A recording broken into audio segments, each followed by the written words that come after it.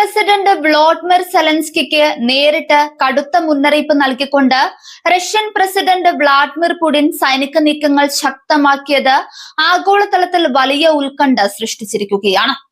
Zelensky ഞാൻ നിനക്ക് മുന്നറിയിപ്പ് നൽകുന്നു എന്ന ഭാഷയിലുള്ള പ്രസ്താവനയ്ക്ക് തൊട്ടു പിന്നാലെയാണ് റഷ്യൻ സേന ഉക്രൈനിയൻ നഗരങ്ങളെ ലക്ഷ്യമാക്കി അതിശക്തമായ ആക്രമണം അഴിച്ചുവിട്ടത്. നയതന്ത്ര ചർച്ചകൾക്കുള്ള സാധ്യതകളെ പൂർണ്ണമായും തള്ളിക്കളയുന്ന രീതിയിലാണ് മോസ്കോയുടെ ഈ പുതിയ നീക്കം. വർഷങ്ങളായി തുടരുന്ന റഷ്യ ഉക്രൈൻ യുദ്ധത്തിൽ ഏറ്റവും രൂക്ഷമായ ഘട്ടങ്ങളിൽ ഒന്നിലൂടെയാണ് ഇപ്പോൾ മേഖല കടന്നു പോകുന്നത്. ഉക്രൈന്റെ തലസ്ഥാനമായ കീവ് ഉൾപ്പെടെയുള്ള പ്രമുഖ നഗരങ്ങൾ ലക്ഷ്യമിട്ട് നൂറുകണക്കിന് ഡ്രോണുകളും മിസൈലുകളുമാണ് റഷ്യൻ സേന ഒരുമിച്ച് തൊടുത്തുവിട്ടത്. മുൻപത്തെ ആക്രമണങ്ങളിൽ നിന്ന് വ്യത്യസ്തമായി ഒറ്റ രാത്രി കൊണ്ട് നഗരങ്ങളുടെ അടിസ്ഥാന സൗകര്യങ്ങളെ തകർക്കുക എന്ന തന്ത്രമാണ് റഷ്യ ഇവിടെ പയറ്റിയത്.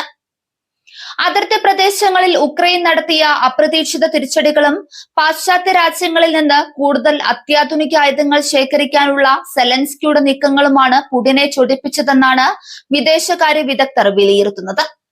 പാശ്ചാത്യ ശക്തികളുടെ പിന്തുണയോടെ റഷ്യൻ ഭൂഭാഗങ്ങളെ ആക്രമിക്കാൻ തുനിഞ്ഞാൽ അതിന് കനത്ത വില നൽകേണ്ടി വരുമെന്ന സന്ദേശമാണ് ഈ ആക്രമണത്തിലൂടെ മോസ്കോ നൽകുന്നത്. റഷ്യയുടെ ഈ പുതിയ ആക്രമണ തരംഗത്തിൽ ഉക്രൈന്റെ ഊർജ്ജ നിലയങ്ങളും വൈദ്യുതി വിതരണ ശൃംഖലകളുമാണ് പ്രധാനമായും തകർന്നത്.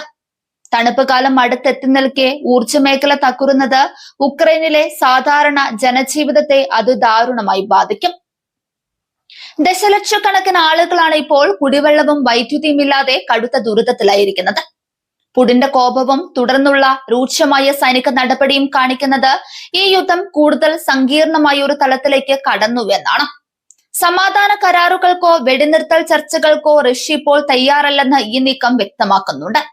റഷ്യയുടെ ആവശ്യങ്ങൾ അംഗീകരിക്കാത്ത പക്ഷം ആക്രമണത്തിന്റെ വ്യാപ്തി ഇനിയും വർദ്ധിപ്പിക്കുമെന്ന ഭീഷണിയാണ് ഇതിലൂടെ ഉയരുന്നത്.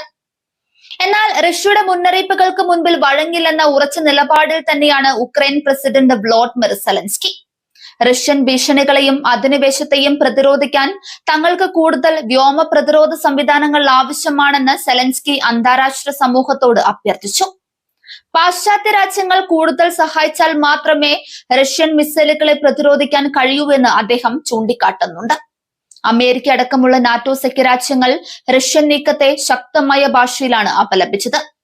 ഉക്രൈന് നൽകി വരുന്ന സൈനിക സാമ്പത്തിക സഹായങ്ങൾ തുടരുമെന്നും റഷ്യയുടെ ഇത്തരം അക്രമങ്ങൾ അന്താരാഷ്ട്ര നിയമങ്ങളുടെ നഗ്നമായ ലംഘനമാണെന്നും പാശ്ചാത്യ ശക്തികൾ പ്രസ്താവിച്ചു. കൂടുതൽ ഉപരോധങ്ങൾ റഷ്യയ്ക്ക് മേൽ ഏർപ്പെടുത്താനും ഈ രാജ്യങ്ങൾ ആലോചിക്കുന്നുണ്ട്. പ്രാദേശികമായ യുദ്ധതന്ത്രങ്ങളിൽ വലിയ മാറ്റങ്ങളാണ് റഷ്യ വരുത്തിയത്.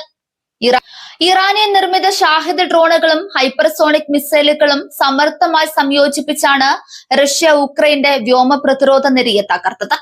ഒരേ സമയം നിരവധി ലക്ഷ്യങ്ങളിലേക്ക് ആക്രമണം നടത്തുമ്പോൾ പ്രതിരോധിക്കാൻ യുക്രൈൻ സൈന്യം കടുത്ത പ്രയാസമാണ് നേരിടുന്നത്. ഈ സംഘർഷം യൂറോപ്പിന്റെ സുരക്ഷാ സമവാക്യങ്ങളെ ആകെ മാറ്റിമറിച്ചിരിക്കുകയാണ്. അയൽ രാജ്യങ്ങളായ പോളണ്ട്, റൊമാനിയ തുടങ്ങിയ നാറ്റോ അംഗരാജ്യങ്ങൾ തങ്ങളുടെ അതിർത്തികളിൽ സുരക്ഷ ശക്തമാക്കിയിട്ടുണ്ട്.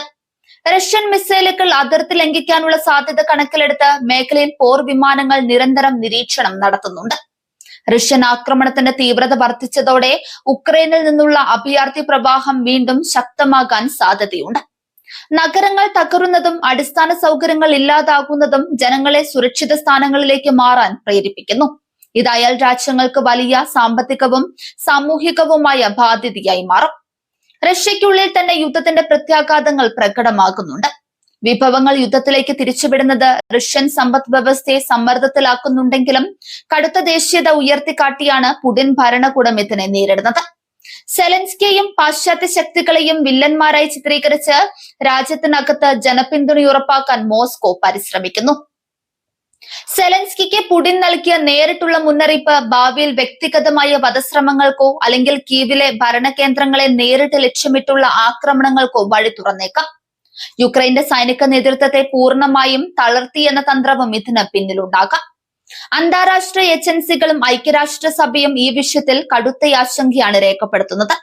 സാധാരണക്കാരെ ലക്ഷ്യമിട്ടുള്ള ആക്രമണങ്ങൾ ഉടൻ നിർത്തിവെക്കണമെന്ന് UN ആവശ്യപ്പെട്ടെങ്കിലും റഷ്യ ഇത്തരം അഭ്യർത്ഥനകളെ പൂർണ്ണമായും അവഗണിക്കുകയാണ് ചെയ്യുന്നത്. നയതന്ത്രം പൂർണ്ണമായും പരാജയപ്പെടുന്ന കാഴ്ചയ്ക്കാണ് ആഗോള സമൂഹം സാക്ഷ്യം വഹിക്കുന്നത്. പശ്ചിമേഷ്യൻ പ്രതിസന്ധികൾക്കിടയിൽ റഷ്യ ഉക്രൈൻ യുദ്ധത്തിലേക്ക് ലോകശ്രദ്ധ വീണ്ടും ശക്തമായി തിരിയുന്ന സാഹചര്യമാണിത്. റഷ്യയുടെ കടുത്ത നീക്കങ്ങൾ ആഗോള സാമ്പത്തിക രംഗത്തും വലിയ ചലനങ്ങൾ ഉണ്ടാക്കും. പ്രത്യേകിച്ച് ഗോതമ്പ് എണ്ണ, മറ്റ് വ്യവസായ അസംസ്കൃത വസ്തുക്കൾ എന്നിവയുടെ ആഗോള വിതരണ ശൃംഖല വീണ്ടും തടസ്സപ്പെട്ടേക്കാം. വ്ളാഡിമിർ പുടിന്റെ ശക്തമായ മുന്നറിയിപ്പും തുടർന്നുള്ള വൻ വ്യോമാക്രമണവും റഷ്യ ഉക്രൈൻ യുദ്ധത്തെ വീണ്ടും രക്തരൂക്ഷിതമായ ഒരു പുതിയ അധ്യായത്തിലേക്ക് എത്തിച്ചിരിക്കുകയാണ്. പാശ്ചാത്യ രാജ്യങ്ങളുടെ ശക്തമായ ഇടപെടലും സമാധാനപരമായ ചർച്ചകളുമില്ലാതെ ഈ മേഖലയിൽ ഇനിയൊരു തിരിച്ചുവരവ് എളുപ്പമല്ലെന്ന സന്ദേശമാണ് ഈ ആഗോള രാഷ്ട്രീയ സാഹചര്യം നൽകുന്നത്.